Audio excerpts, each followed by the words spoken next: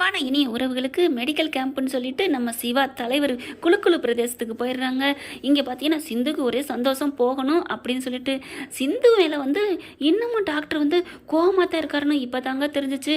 நீ என்றைக்குமே அட்வான்டேஜ் எடுத்துக்காத, அத்தைக்கு அதாவது என் பெரியம்மாவுக்கு உண்மை தெரிஞ்சா அப்போவே உன்னை பேக்கப் பண்ணிடுவாங்க, நல்லா பொண்ணு விஷயத்தில் சொல்லிட்டாங்க, கேட்டுக்கிட்டியா சிந்து அப்படிங்கிறாங்க. அதெல்லாம் நடக்கிறப்ப நான் பார்த்துக்கலாம் அப்படிங்கிறாங்க சிந்து. எல்லாத்தையும் அரைச்சி குடிச்சவா உன் கல்யாணத்தில் இதுக்கெல்லாம் அஞ்சுவலாம் என்ன பார்த்துக்கலாம் டாக்டர் அப்படிங்கிறாங்க. ஆனால் பெரியம்மா கிட்ட சம்மதத்தை வாங்கிடுறாங்க. அவன் போகட்டும், மறுநாள் நீ போகலாம் அப்படின்ட்டு மறுநாள் பேக்கப் பண்ணிவிட்டு வேக வேகமாக கிளம்பிடுறாங்க ஊருக்கு. அங்கே பார்த்தீங்கன்னா அவருக்கு குளிர் ஜுரம் வந்துடுதுங்க. டாக்டருக்கே குளிர் ஜுரமா, கடவுளே கைவிட்டா எங்கே போகிறது அப்படிம்பாங்க இல்லையா, அதே மாதிரி இவருக்கே ஜுரம் வந்துடுது, ஜன்னி வந்த மாதிரி அப்படின்னு அடங்கிட்டு கிடக்குறாங்க. ஸ்னேகா வந்தானே சேர்ந்து போவாங்க. இதுதான்டா சாக்கு அப்படின்னு சொல்லிட்டு ஊசி போடுறது என்ன, மருந்து கொடுக்குறது என்ன, துணி ஒடி சுடுதண்ணில் வச்சு ஒத்தடம் கொடுக்குறாங்க. எல்லாம் பார்த்து பார்த்து பண்ணுறாங்க. சிவாவும் ஒரு மாதிரியாக அவரால் எதிர்த்து பேச முடியல, வேணான்னு சொல்ல முடியல. சிவா பாத்தியா, உனக்கு எப்போவுமே துணை நிற்க போகிறது நான் தான். இப்போ அந்த சிந்துவா வந்தா, ஹேண்டி சிந்துவை வர விட்டா தானே இங்கே நீங்கள் தொழிலுக்காக வந்திருக்கீங்க, இப்போ அவர் வீட்டில் இருக்கையில் யார் வர்றது? சிந்து தானே பக்கத்துலேருந்து எல்லாத்தையும் பார்த்துப்பா. ஆடா அவ்வளவு ஏன் அங்கே காருக்குள்ள அன்னைக்கு வச்சு கொளுத்துனாங்களே, அப்போ நீ பக்கத்துலானே இருந்த, ஏன் காப்பாற்ற வேண்டியதானே? பத்தோட ஒன்றா ஓடித்தானே போனால் ஓ உயிர் முக்கியண்டு. ஆனால் அதை பொறுத்த வரைக்கும் என் தலைவி சிந்து காப்பாற்றினாங்களம்மா, உயிருக்கு உயிர்னு பார்க்காம உன்னை எப்படி காப்பாற்றினாங்க அது தெரிய மாட்டேங்குது சிவாவுக்கு. என்ன பண்ணுறது, கதை என்ன கொஞ்சம் இழுத்து அடிக்கணும் இல்லையா? அதனால் பார்த்தீங்கன்னா என்னைக்கு அவர் மனசில் இடம் பிடிப்பாங்க சிந்து அப்படின்னா பெரியம்மா கிட்ட சொல்லி அவங்க மனசார மன்னிச்சு ஏற்றுக்கிட்டா தாங்க. அது கொஞ்ச நாள் ஆகும். அதுக்கப்புறம் பிரிஞ்சு விரட்டி விட்டுரும் பூரணி சிந்துவை, அவங்க வீட்டில் போய் வாழும். அதுக்கப்புறம் சிந்து இல்லாமல் இருக்க முடியலன்னு போனால் போதுன்னு கூட்டிகிட்டு அப்புறம் கதை கண்டினியூ ஆகும். சரி அதை விடுங்க. இப்போ பார்த்தீங்கன்னா ஸ்னேகா பார்த்து பார்த்து பண்ணிக்கிட்டு இருக்கு. அப்புறம் போர்வையெல்லாம் ஏற்றி போற்றி விடுதுங்க. அதிகாலம் இருக்குங்க. அதிகால நேரத்தில் பார்த்தீங்கன்னா அப்படியே பக்கத்தில் அப்படியே ரொம்ப ஹீட்டாக இருக்கும், உள்ளங்கையை வச்சு தேய்ச்சி விடுது. அப்படியே தைலம் எடுத்து நெத்தியில் தடை விடுது. டாக்டர்கிட்ட கிட்டக்க போகுது. சிவா என்ன சிவா பண்ணுது அப்படிங்கல. இவர் என்ன பண்ணுறாரு, ஸ்னேகாவும் நினைக்கல, சிந்துவும் நினைக்கல. ஆனாலும் ஒரு மாதிரியாக என்னமோ அவருக்கு உடம்பு பண்ணுது. ஒரு பொண்ணு தானே கையை தொடுறாள், ஆனால் இவங்களுக்கு எழுந்திரிக்க முடியல, ஜுரம் பயங்கரமாக கொளுத்துது. இந்த பிள்ளை ஜுரம் போகக்கூடாதுங்கிற மாதிரியே மருந்து மாத்திரை கொடுக்குறாளா என்னன்னு தெரியல, ஜுரம் போகவே இல்லை. அதுக்கு பார்த்தீங்கன்னா நெத்தியிலாம் ஒத்தரம் கொடுத்துட்டு தேய்ச்சி கொடுத்துட்டு அப்படியே உமா கொடுக்குறதுக்கு கிட்டக்க போய் முத்தம் கொடுக்க போகுது. டக்குன்னு கதவை திறந்துட்டு டாக்டரே அப்படின்னு ஒரு குரல். நிமிந்து பார்த்தா சிந்துவை பார்த்தோன்னா ஆடி போகுது. சிவா சிந்து அதை விட ஆடிடுறாங்க. ஸ்னேகா கிட்டக்க போயிருக்க பார்த்துட்டு என்ன பண்ணுறேன் டாக்டர், என்ன பண்ணுறேன் டாக்டர் அப்படின்னு வேகமாக வர்றாங்க. பார்த்தா அவருக்கு முடியலை. சிவா ரொம்ப காய்ச்சல் இருக்கான், உனக்கு தெரியுமா அப்படிங்கிறாங்க.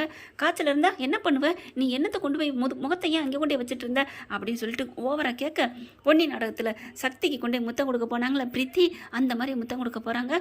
கரெக்டான நேரத்துக்கு கதவை லாக் பண்ண மாதிரி வந்துருச்சு சிந்து. எல்லாத்தையும் நான் பார்த்துக்கிறேன், அவர் ஏன் புரிச்சேன் நீ போ அப்படிங்கிறாங்க. கண்ணை முழிக்கிறாங்க. சிந்து நீயா நீ எங்கே இருக்க, நான் எங்கே இருக்கேன், நான் வீட்டுக்கு வந்துட்டேனா இல்லை நீ இங்கே வந்திருக்கியா அப்படின்னு சிவா கேட்க, நான் தான் டாக்டரே வந்திருக்கேன், எனக்கு தோணுச்சு டாக்டரே உனக்கு உடம்புக்கு முடியாத மாதிரி, அதான் டாக்டரே வந்தேன் அப்படிங்குது. அப்படியே பார்க்குறாங்க ஸ்னேகா, ச்சே எல்லா இடத்துக்கும் வந்துடுறாளே அப்படின்னு சொல்லிட்டு கிளம்பு அப்படிங்கிறாங்க. அங்கேருந்து ஸ்னேகா போயிடுறாங்க. வேறு வழியே இல்லாமல் முணங்கிக்கிட்டு. அதுக்கப்புறம் டாக்டரே என்ன டாக்டர் ஜுரம் கொளுத்துது அப்படின்ட்டு, ஊசி போட்டியா டாக்டரே, மாத்திரை போட்டியா, மருந்து போட்டியா அப்படின்னு கேட்க, போட்டுட்டு தான் இருக்கேம்மா, உனக்கு சௌரியம் ஆகலை என்னன்னு தெரியலையே அப்படிங்கிறாங்க. நான் இருக்கேன் டாக்டர், உனக்கு எல்லாத்தையும் சரி பண்ணுவேன் அப்படின்ட்டு என்ன பண்ணுறாங்க, கையை பிடிச்சி தேய்க்கிறாங்க. அப்புறமா பார்க்குறாங்க எல்லாம் சின்ன சின்ன உதவி பண்ணுறாங்க. நான் பெரியம்மாவுக்கு ஃபோன் பண்ணி சொல்லிடுறேன் அப்படின்னு சொல்லங்காட்டிலையுமே அன்னபூரணி ஃபோன் அடிக்குது. என்னம்மா போய் சேர்ந்துட்டியா? வந்துட்டேன் அத்தை, அவருக்கு முடியலை ஜுரம். என்னம்மா சொல்கிற அப்படின்னு கத்துறாங்க. ஐயோ அத்தை நான் இருக்கல, நீங்கள் ஏன் பயப்படுறீங்க? ஒன்று தெரியுமா அத்தை, அந்த ஸ்னேகா டாக்டருக்குள்ள நம்ம டாக்டருக்கு முத்தம் கொடுக்க பார்த்துச்சு. என்னது முத்தம் கொடுக்க பார்த்தாலா? ஆமாம்.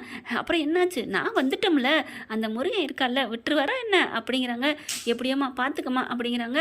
அதுக்கப்புறம் பார்த்தீங்கன்னா ஃபோனை வச்சுட்டு என்ன பண்ணுது, இங்கே வெளியில் வருது. வெளில எங்கேயாவது சீமை ஓடு இருக்கான்னு பார்க்குதுங்க. கிடக்குதுங்க, இங்கே நிறையா இடிஞ்சு போய் கிடக்கும் இல்லையா, அதை எடுக்குது.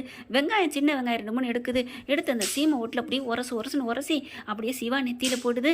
என்னம்மா டாக்டருக்கே நாட்டு வைத்தியமா அப்படின்னு சிவா சொல்ல, இதெல்லாம் நாட்டு வைத்தியம் இல்லை டாக்டரே, சும்மா கை வைத்தியம். இது எப்பேற்பட்ட நோயும் தீக்கும் ஜுரத்தில் இருக்கவங்களுக்கு. இப்போ பாரு உனக்கு டக்குன்னு ஜுரம் போகும் அப்படின்னு சொல்லிட்டு அப்படியே நெத்தியில் போட்டு விடுது. அங்கே வர்றாங்க. கொஞ்சம் நேரம் கழிச்சு, வாட் இஸ் திஸ், என்ன இதெல்லாம் அப்படிங்கிற, இங்கே பார் வாயை மூடிட்டு போ, டஸ்ஸு புசுன்னு இங்கிலீஷ் பேசுகிற வேலை வேண்டாம், இப்போ தொட்டுப்பார் எப்படி இருக்குது தெரியுமா அப்படின்னு சொன்னோன்னே தோட வர்றாங்க. சும்மா பேச்சுக்கு தான் சொன்னிப்பா அப்படின்னு சொல்லிட்டு, டாக்டரே இப்போ உனக்கே நல்லா இருக்கா டாக்டரே அப்படிங்கிறாங்க. கண்ணை முழிக்கிறாங்க. ஆமாம் சிந்து எனக்கு கண்ணை முழிக்கிற மாதிரி இருக்குது, ஆனால் அவங்க வெங்காயம் வைக்கல கண்ணிலேருந்து கண்ணி தனியாக போகுது. ஏய் என்ன கண்ணி தனியாக போகுது அப்படிங்கிறாரு. ஒன்றும் இல்லை டாக்டரே, அந்த கெட்ட நீர் பூரா கண்ணு வழியாக போகுது அப்படின்னு தொடச்சி விடுறாங்க. கொஞ்சம் நேரத்தில் பார்த்தா ஜுரம் நல்லா ஆயிடுது. ஏய் நல்லா இருக்குது அப்படின்னு சொல்லி எந்திரிச்சு உட்கார்றாரு. உடனே ஸ்னேகா வந்துட்டு நான் போட்ட ஊசி மருந்து தான் நல்லா ஆயிடுச்சு. ஆமாம் நம்பிட்டேன் போட்டி அப்படின்னு சொல்லிட்டு டாக்டரே இப்போ நல்லா ஆயிடுச்சு டாக்டரே அப்படின்னு சொல்லிட்டு டக்குன்னு இறுகிய கட்டிக்கிறாங்க. சிவானால் ஒன்றுமே பண்ண முடியலை. டாக்டரே நம்ம ஊரை சுற்றி பார்க்கமா, எனக்கு பார்க்கணுன்னு ஆசையாக இருக்குது டாக்டரே. ஏய் நான் வந்தது மெடிக்கல் கேம்புக்கு மற்றவங்களுக்கு உதவி பண்ணுறதுக்கு. டாக்டரே நீ தான் முடியாமல் இருக்க டாக்டரே, மற்றவங்க பார்த்துக்கிட்டோம், நம்ம ஜாலியாக வெளியே போய்ட்டு வருவோம். ஏய் முடியாதோட நான் எங்கடா போகிறேன், அதெல்லாம் முடியாது, இரு நாளைக்கு பார்த்துக்கலாம். டாக்டரே நீ ஒரு வாரத்தில் ஊருக்கு போயிடுவேன்.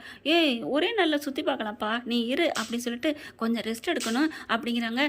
நான் இருக்கேன் டாக்டரே, உனக்கு இன்னும் 1 மணி நேரத்தில் சரியாயிரும் அப்படிங்கிறாங்க. என்ன ஃப்ரெண்ட் இப்படி போனால் நல்லா தானே இருக்கும். ஸ்னேகாவுக்கு சிந்து சரியான ஆப்பு வச்சாங்க அப்படின்னு நீங்கள் நினச்சிங்கன்னா கமெண்ட் பாக்ஸில் கருத்தை தெரிவிச்சிருங்க. கூடவே ஒரு லைக் தட்டி சப்ஸ்கிரைப் பண்ணிடுங்க. Thank you friends.